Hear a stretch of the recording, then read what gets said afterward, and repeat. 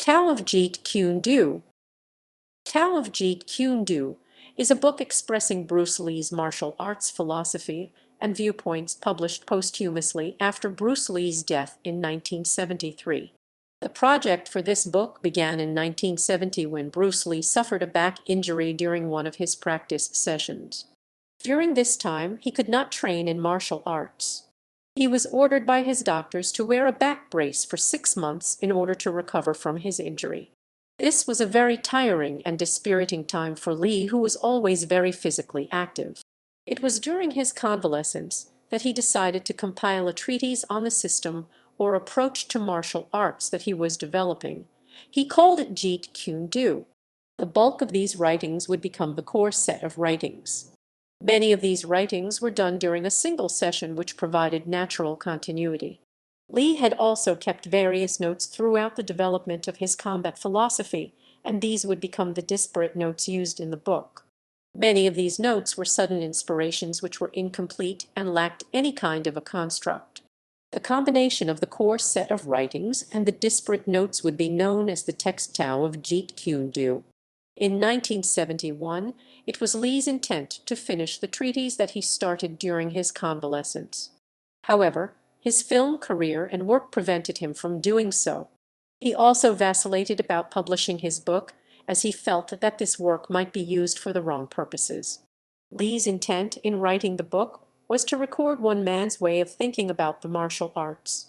It was to be a guidebook, not a set of instructions or how-to manual to learn martial arts. In 1975, after Bruce Lee's death, his widow Linda Lee Cadwell decided to make available the information her husband had collected. Lee's untimely death changed the perspective of releasing the information that Bruce Lee had vacillated about. The core writings and various notes were put together in a logical fashion by various editors. The main editor was Gilbert L. Johnson. Johnson, along with Linda Lee, Dan Innocento, and other students of Bruce Lee, helped him understand Jeet Kune Do well enough to editorialize and organize Lee's material into text. The book is dedicated to the free creative martial artist. Lee's wife, Linda Lee Cadwell, holds the copyright to the book. The book is attributed to Bruce Lee, as his notes and work were used to compile the book. Although Lee's material was utilized, it was not organized by him. Therefore, Bruce Lee was not strictly its author. Bruce Lee's autobiography. Tao of Jeet Kune Do was compiled posthumously from Bruce Lee's personal notes, some of which were in turn copied from Bruce Lee's personal library of martial arts and philosophical books.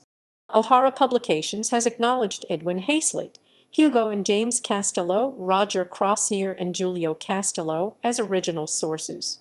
After the book's initial publication, additional passages were discovered to have been sourced from the works of D.T. Suzuki, Eric Hoffer, and other authors. Many of Bruce Lee's statements are derived from his own studies of various schools of philosophy and the martial arts, and are sometimes paraphrases of previous expressions by others which he wrote down for his own instruction into his own words. 1975 First edition. In 1975, the Tao of Jeet Kune Do was first made available only in paperback. The book was first made available in hardback in 1976. Subsequent editions have been available in paperback form only, except for the following. In 2006, Black Belt magazine offered this book in hardback form.